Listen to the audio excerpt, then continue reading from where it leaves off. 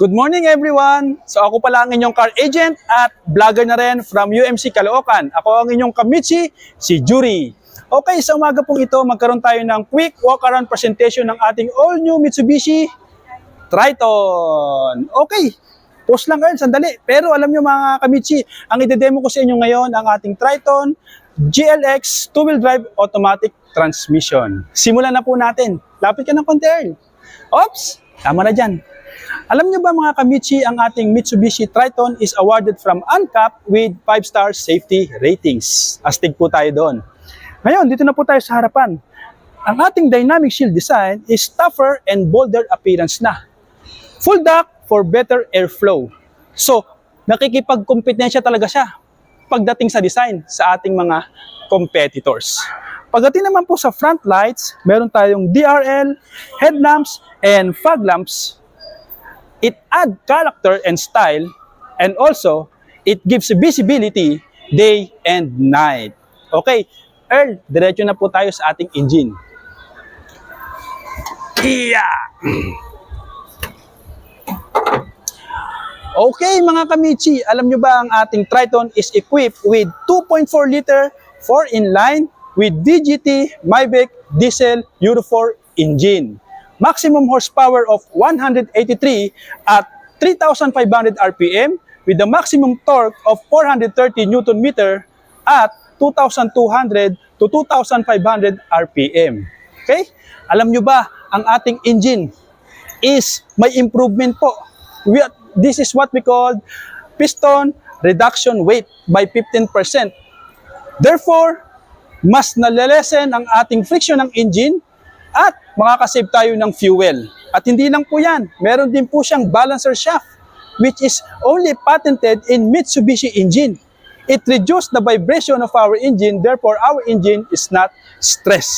Okay, goods po tayo doon. So dahil dyan, magkakaroon po tayo ng powerful performance. Meron po tayong tinatawag na seamless overtaking at meron tayong tinatawag na uphill driving. So goods po tayo doon pagdating sa engine. Okay, at meron pa. Ang safety ratings, ang safety features naman ng ating Triton is we have anti-lock braking system, electronic brake force distribution, at meron din po siyang ASTC o Active Stability Traction Control, at higit sa lahat, last but not the least, meron tayong hill start assist. Okay mga kamitsi, no? Ang hirap magsalita. Tuloy na tayo doon. Doon naman tayo pumunta sa dimension ng ating Triton. Okay. Okay. Alam nyo ba mga kamitsi, ang dimension ng ating Triton, ang kanyang overall length is 5,320 mm, overall width 1,875 mm, 65 mm rather, at ang kanyang overall height is 1,795 mm. Ang kanyang ground clearance is 222 mm. Nagsimula po yan sa ating rear axle. At take note po mga kapatid, yung ating wheelbase, hinabaan na rin natin. Ginawa na po nating 3,130 mm. Astig po tayo dun. It is strong and muscular appearance compared sa ating mga competitors. Okay, pupunta na tayo sa ating kagulungan. Earl, lapit ka ng konti, Earl. Okay mga kamitsi, ang ating Triton po ay gumamit ng 18 inches alloy wheel. Ang sukat ng gulong 265 by 60 by 18. Okay? At ang kanyang in-load decks o pay-in-load, something ganon, i-discuss ko na lang sa mga susunod. Pero ang ginamit po nating suspension, bago po sa suspension, ang ating turning radius is 6.2 meter. Right? Sa harapan, gumamit po tayo ng suspension na double wishbone with coil spring and stabilizer bar. Longer rebound stroke. Okay? Bigger diameter of our tinatawag na stabilizer bar. At siyempre yung bago, higher location of our upper arm. Pero meron pa sa likod. Sa likod, ang ginamit nating suspension ay lip spring with telescopic and shock absorber. Ano ba benefit sa atin itong mga to? Una, we have a better road grip. Pangalawa, we have a comfort ride. At siyempre, pangatlo, fuel efficient. Bakit fuel efficient? Because of the lightweight characteristic of our lip spring sa likod. Okay, puntos na tayo doon, di ba? Okay, sa preno naman, mga kamitsi, ang ginamit po natin ay ventilated disc brake. At pati sa likod naman, gumamit tayo ng leading and trailing drum brake.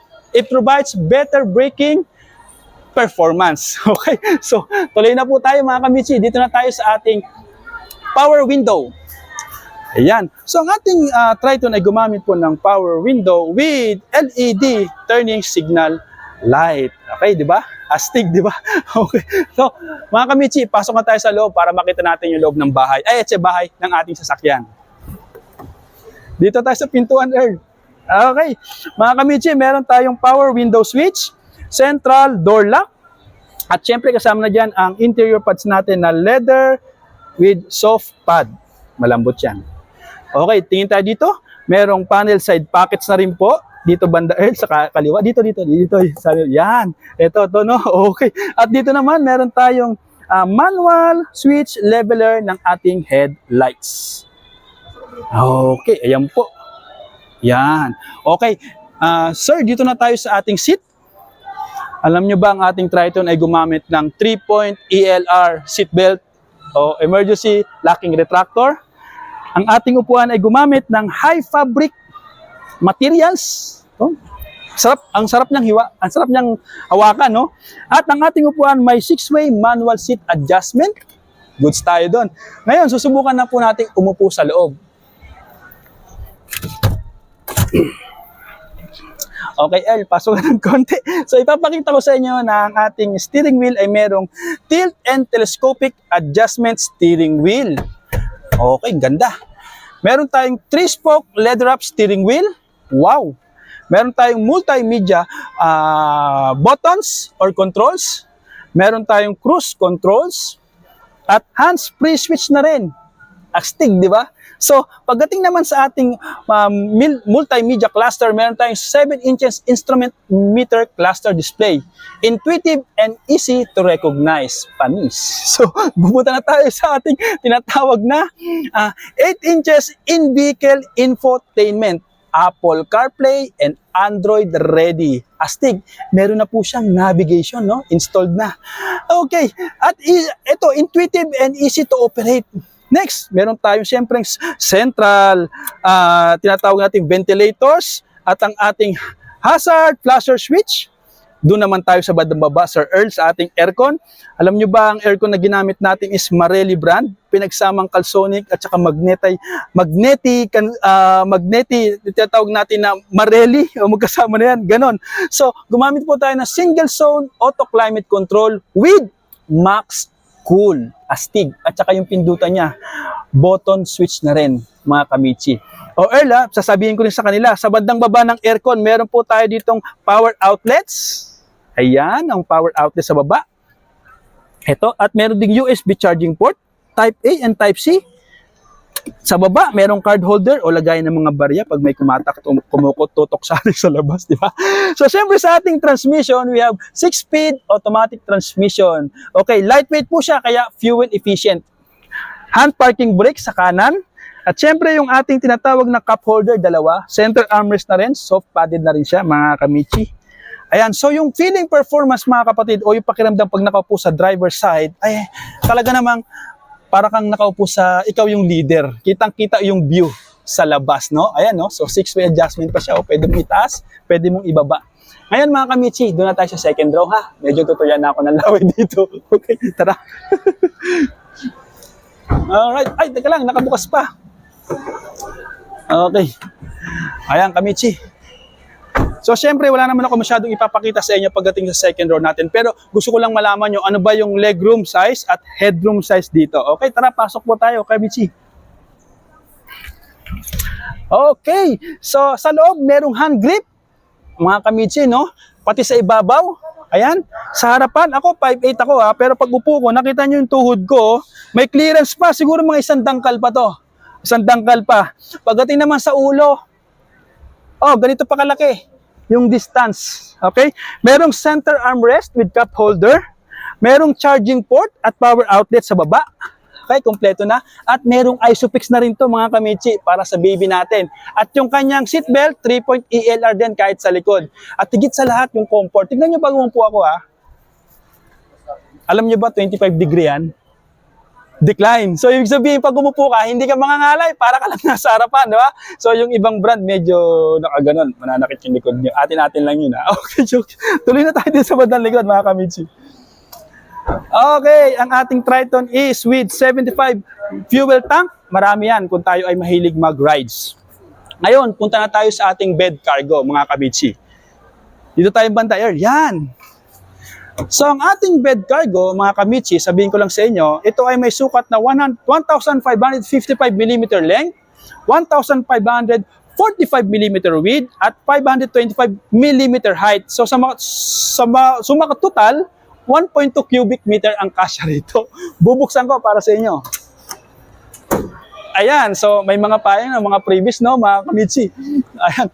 Alam nyo ba, pag maglalagay kayo ng paleta rito, kasya yung 120 cm by 80 cm na paleta? Okay. It provides more versatile and cargo arrangement. Okay, mga Kamichi. Sasara ko na. At higit sa lahat, di lang yan. Ang ating bed cargo, meron po siyang tailgate lock. Okay? Meron na siyang rear view camera at syempre, no, integrated rear stop lamp na rin, kasama na rin. At di lang yan, mga Kamichi, alam niyo ba yung bed cargo natin, mas binabaan namin yung height para mas mabilis ma-access sa loob. Okay, eto meron tayong rubberized rear bumper sa likod. Napakaganda, sobrang accessible at talagang maangas siya, no? Okay, mga Kamichi, tapos na tayo sa bandang likod. Pupunta na tayo sa kaharapan o sa driver side ng ating Triton. Tara, sama ka sa akin, Boss Earl. Okay. Teka lang, nakasara. Bubuksan ko. Okay, sandali lang. Okay, nakasara. So, okay lang kahit nakasara. Sandali lang, bubuksan ko muna. Step mo muna ito, Earl, ha?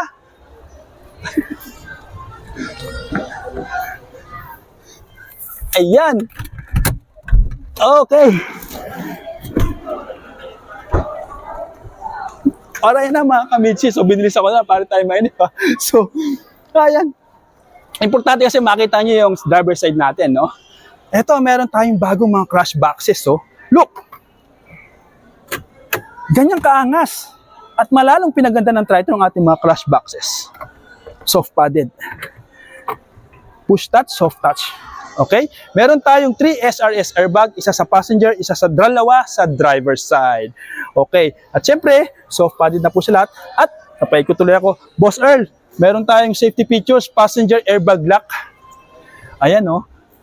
So magagamit natin yan kung ang mga pasero natin ay mga bata na nakaharap sa inyo o nakatalikod sa harapan ng ating kalsada. Okay, alam niyo, mga Kamichi, tapos na tayo para sa quick walk-around presentation ng Triton. Pero gusto ko kayong i-invite, kung sa mga bago kayo sa aking page, please do like, share, and follow po para mapanood nyo yung mga ibang walk-around presentation ko pa sa ating mga unit ng Mitsubishi.